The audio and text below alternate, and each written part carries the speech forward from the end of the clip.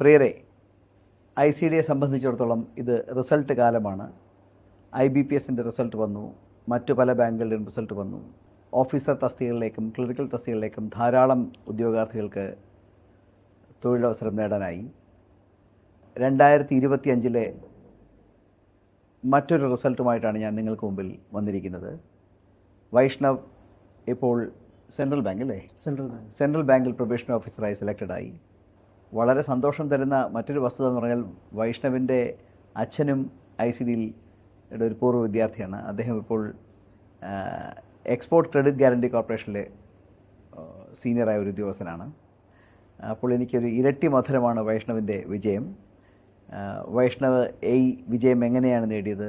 വൈഷ്ണവിനെക്കുറിച്ച് കൂടുതൽ നമുക്കറിയാം. വൈഷ്ണവ് തന്നെ പറയട്ടെ. Vaishnav, please. My name is Vaishnav D. I've got selected as a PO in Central Bank recently. So, ആദ്യത്തെ ഒരു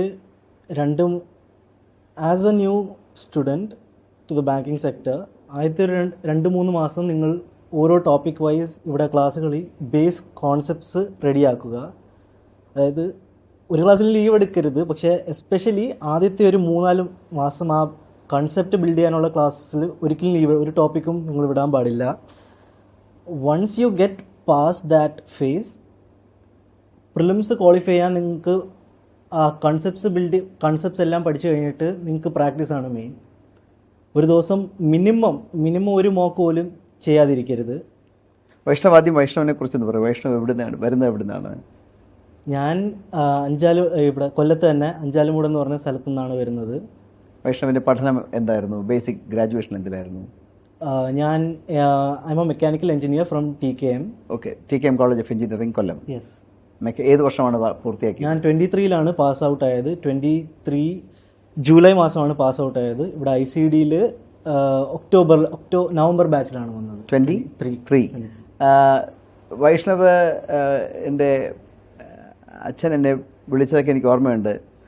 ഇങ്ങനെ എൻ്റെ വഴി തന്നെ ഒരു തിരഞ്ഞെടുക്കണം, അദ്ദേഹം ഇവിടെ ബാങ്ക് ടെസ്റ്റിനാണ് പഠിച്ചത് എന്നെനിക്കൊരാഗ്രഹമുണ്ട്, അതുകൊണ്ട് സാറിൻ്റെ അടുത്തോട്ട് വിടുകയാണ് എന്നൊക്കെ പറഞ്ഞിരുന്നു. എന്തുകൊണ്ടാണ് മെക്കാനിക്കൽ എഞ്ചിനീയറിംഗ് സ്ട്രീമിലേക്ക് പോകാതെ ആദ്യമേ ഒരു ഫിനാൻഷ്യൽ സെക്ടർ എന്നൊക്കെ തീരുമാനിക്കാൻ കാര്യം? മെക്കാനിക്കൽ എഞ്ചിനീയറിംഗിൽ തന്നെ എനിക്ക് പ്ലേസ്മെൻറ്റ്സ് കിട്ടിയിരുന്നു. പക്ഷേ ഓവറോൾ ജോബ് ഓപ്പർച്യൂണിറ്റീസും കരിയർ ഗ്രോത്തും കൂടുതൽ ബാങ്കിങ് സെക്ടറിലാണ്. ഓബിയസ്ലി ബേസിക് പേയിൽ നല്ല ഗ്യാപ്പുണ്ട്, ശമ്പളം. അപ്പോൾ അതിൽ banking sector as a PO ഏത് മെക്കാനിക്കൽ ജോബിനെക്കാട്ടിലും പേ ഉണ്ട് ഇപ്പോൾ കിട്ടാവുന്ന അതായത് എൻ്റെ കൂടെ ഇറങ്ങിയവർ പ്ലേസ്മെൻറ്റ്സിന് പോയതിൻ്റെ ഏകദേശം ഡബിൾ ദ സാലറിയാണ് ആസ് എ PO. ഈ ബാങ്ക് പരീക്ഷയ്ക്ക് പഠിക്കാൻ വന്നു 2023 ഒക്ടോബറിൽ അല്ലേ? ഒക്ടോബറിൽ ജോയിൻ ചെയ്തു. അപ്പോൾ ഏതാണ്ട് ഒരു 1.5 കൊല്ലം ചെലവഴിക്കുന്നു. അത് ഈ റിസൾട്ട് വരാനുള്ള സമയം എല്ലാം കൂടെ ചേർത്താണ്, ഞാനത് അംഗീകരിക്കുന്നു. എങ്കിൽ കൂടെ ഇതിനിടയ്ക്ക് എപ്പോഴെങ്കിലും എടുത്ത തീരുമാനം ശരിയാണോ, അങ്ങനെ ഒരു ഡൗട്ടോ ഒക്കെ മനസ്സിൽ കൂടെ പോയിരുന്നോ? ഞാൻ ആക്ച്വലി ഇവിടെ ICD വരുന്നതെന്ന് വെച്ചാൽ ഇവിടെ ഒരു പേറ്റൻറ്റ് എക്സാമിനർ എന്ന് പറഞ്ഞൊരു മെക്കാനിക്കലിൻ്റെ പോസ്റ്റ് ഉണ്ടായിരുന്നു. അപ്പോൾ അതിൻ്റെ പ്രിലിംസിന് ഈ ബാങ്കിൻ്റെ പ്രിലിംസിൻ്റെ അതേ സിലബസാണ്, റീസണിങ്, ക്വാണ്ട്, ഇംഗ്ലീഷ്. അപ്പോൾ ശരിക്കും ഞാൻ അതിനാണ് വന്നത്. അപ്പോൾ അതിൻ്റെ എനിക്ക് പ്രിലിംസ് കിട്ടിയിരുന്നു വിതിൻ 2-3 months ഓഫ് ജോയിനിങ്. പക്ഷേ അതിൻ്റെ മെയിൻസ് എനിക്ക് കിട്ടിയില്ല. അപ്പോൾ ഈ മെയിൻസ് കഴിഞ്ഞിട്ട് ഞാനൊരു ബ്ലാങ്ക് ഫേസ് ആയിരുന്നു, എനിക്ക് എന്തോ അങ്ങോട്ട് ചെയ്യണമെന്ന് അറിഞ്ഞൂടാ. പിന്നെ ഞാൻ മെയിനായിട്ട് ഫോക്കസ് ചെയ്ത RRB ആണ്. പക്ഷേ ആ സമയത്ത് കാരണം ആ സമയത്ത് ഞാൻ മെക്കാനിക്കൽ നോക്കുന്നുണ്ടായിരുന്നു, ഇതും നോക്കുന്നുണ്ടായിരുന്നു. അപ്പോൾ ഇതിലത്രയും അങ്ങോട്ട് ഫോക്കസ് ചെയ്യാൻ പറ്റിയില്ല. അങ്ങനെ എനിക്ക് RRB മിസ്സായി. അങ്ങനെ RRB കഴിഞ്ഞ് IBPSൻ്റെ ഒരു പരീക്ഷയ്ക്ക് മുമ്പാണ് ഞാൻ ഇച്ചിരൂടെ ബാങ്കിങ് മാത്രം ഫോക്കസ് ചെയ്യാൻ തുടങ്ങിയത്. ഈ 4 ടോപ്പിക്കാണ് പ്രധാനമായിട്ടും: കണക്ക്, ഇംഗ്ലീഷ്, റീസണിങ്, ജനറൽ അവയർനെസ്. ഈ 4 കാര്യത്തിലും വൈഷ്ണവിന് ഏറ്റവും കൂടുതൽ ബുദ്ധിമുട്ടായി തോന്നിയ സബ്ജക്റ്റാണ്? അത് ജനറൽ അവയർനെസ് തന്നെ ആയിരുന്നു.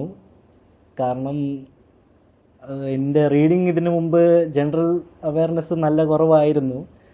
പിന്നെ എനിക്ക് ഈ മഗപ്പ് ചെയ്യാൻ ഇച്ചിരി ബുദ്ധിമുട്ടുള്ള ഒരു കൂട്ടത്തിലാണ്. അതുകൊണ്ട് അതെങ്ങനെയാണ് പിന്നെ ഓവർകം ചെയ്തത്? ഇത് ഡെയിലി പ്രാക്ടീസിലൂടെ തന്നെ. ഒരു ദിവസത്തെ ഒരു സോഴ്സ് എടുത്ത് അറ്റ്ലീസ്റ്റ് ഒരു ടാർഗറ്റ് ചെയ്യും, ഇത്ര പേജസ് തീർക്കണം. അങ്ങനെ ആ ടാർഗറ്റ് ഓൾമോസ്റ്റ് കൺസിസ്റ്റൻറ്റ് ബേസിൽ ചെയ്ത് വരുമ്പോഴത്തേക്ക് അതിനോട് ഇഷ്ടം തോന്നിയില്ലെങ്കിലും യൂസ് ടു ആവും. ഓക്കെ, ഇനി ഈ ബാങ്ക് പരീക്ഷ പഠിക്കാനായിട്ട് വരുന്ന ആസ്പിറൻസിന് വൈഷ്ണവിൻ്റെ ഉപദേശം അഥവാ നിർദ്ദേശം എന്താണ്? ആദ്യമേ തന്നെ നല്ല റിസൾട്ട് എക്സ്പെക്റ്റ് ചെയ്തുകൊണ്ട് വരരുത്. ഇപ്പോൾ നിങ്ങൾ ഇച്ചിരി പ്രാക്ടീസ് ചെയ്ത് മോക്കൊന്നും കിട്ടുന്നില്ല, കട്ട് ഓഫിൻ്റെ 20 മാർക്കൊക്കെ താഴെയാണ്, അത് പറഞ്ഞ് ലെറ്റ് ഡൗൺ ആവേണ്ട ആവശ്യമില്ല.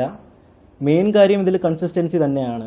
നിങ്ങൾ എത്ര പ്രാക്ടീസ് ചെയ്യുന്നോ നിങ്ങൾ നിങ്ങളുടെ പാസ്റ്റ് പെർഫോമൻസിനെ കാട്ടി എന്തായാലും കൂടിക്കൊണ്ടിരിക്കും. അങ്ങനെ അറ്റ് എ പോയിന്റ് വരുമ്പോൾ നിങ്ങൾ ഒരു 6 months സിൻസിയർ എഫേർട്സ് കൊടുത്താൽ അത്യാവശ്യം എല്ലാ പ്രിലിംസും നിങ്ങൾക്ക് ക്രാക്ക് ചെയ്യാനുള്ള ഇതുണ്ട്, കൺസിസ്റ്റൻറ്റ് പ്രാക്ടീസ് ഉണ്ടെങ്കിൽ. പിന്നെ മെയിൻസിൻ്റെ കാര്യത്തിലാണെങ്കിൽ you have to be selective with the questions you choose to answer. സെലക്ഷനിലാണ് മെയിനായിട്ട് എനിക്ക് തോന്നിയത്. പിന്നെ മെയിൻസിൽ ഇംഗ്ലീഷ് എൻ്റെ ഒരു അത്യാവശ്യം സ്ട്രോങ് പോയിൻ്റ് ആയതുകൊണ്ട്, പിന്നെ മെയിൻസിൻ്റെ ആ ടൈം ഫ്രെയിമിൽ കൂടുതൽ നിങ്ങൾക്ക് കോണ്ടും റീസണിങ്ങിനും കാട്ടി അറ്റൻഡ് ചെയ്യാൻ പറ്റുന്ന ക്വസ്റ്റ്യൻസ് ഇംഗ്ലീഷ് തന്നെയാണ്. അതുകൊണ്ട് മെയിൻസിൽ ഇംഗ്ലീഷ് ഫോക്കസ്, സ്പെഷ്യൽ എംഫസിസ് കൊടുക്കുക, GAയിൽ എംഫസിസ് കൊടുക്കുക. പിന്നെ റീസണിങ്ങിലും കോണ്ടിലും നിങ്ങൾ സെലക്റ്റീവായിട്ട് നിങ്ങൾക്ക് ചെയ്യാൻ പറ്റും എന്ന് തോന്നുന്ന ഇത് മാത്രം ചെയ്യുക. ഇടയ്ക്ക് ആദ്യം പറഞ്ഞ 1-2 പരീക്ഷ പ്രതീക്ഷയാണ് വന്നത്, പക്ഷേ അതിൻ്റെ പ്രിലിംസ് പാസ്സായി, മെയിൻസ് പാസ്സായില്ല. അന്ന് നിർത്തിപ്പോയിരുന്നുവെങ്കിൽ ഇത് കിട്ടുമായിരുന്നു തോന്നുന്നുണ്ടോ? ഇല്ല, തീർച്ചയായും കിട്ടത്തില്ലായിരുന്നു. കാരണം ഇതിൽ മെയിനായിട്ട് വേണ്ടത് കൺസിസ്റ്റൻസിയാണ്. നിങ്ങളൊരു 5 ദിവസം ഇത് ചെയ്യാതിരുന്നാൽ തന്നെ നിങ്ങളുടെ സ്പീഡ് കുറയുന്നതായിട്ട് നിങ്ങൾക്ക് ഫീൽ ചെയ്യും. അപ്പോൾ നിങ്ങൾ കഴിയുന്നോറും ഒരു break എടുക്കാതിരിക്കുക.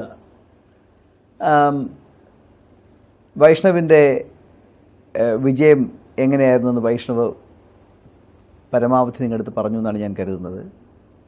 Consistency is the key, അതിനകത്ത് സംശയം വേണ്ട. പ്രവർത്തന നൈരന്തര്യമാണ് പലരെയും വിജയത്തിലേക്ക് എത്തിക്കുന്നത്. അപ്പോൾ ICDയിൽ ഇനിയും വന്ന് ജോയിൻ ചെയ്യേണ്ടവർ പ്രവർത്തന നൈരന്തര്യത്തിന് തയ്യാറായവരായിരിക്കണം. അമാനുഷികമായ കഴിവുകളല്ല നമ്മൾക്ക് പലപ്പോഴും വിജയം നൽകുന്നത്, പക്ഷേ സത്യസന്ധമായ പ്രവർത്തനമാണ്. നമ്മോട് തന്നെ നമ്മൾ കാണിക്കുന്ന സത്യസന്ധമായ പ്രവർത്തനം നമ്മളെ വിജയത്തിലേക്ക് നയിക്കും. വൈഷ്ണവിനും എൻ്റെ എല്ലാവിധ ഭാവുകങ്ങളും. I wish you a very bright banking career. May God bless him. Thank you very much, Vaishnav. Thank you, sir. നല്ലത് വരട്ടെ.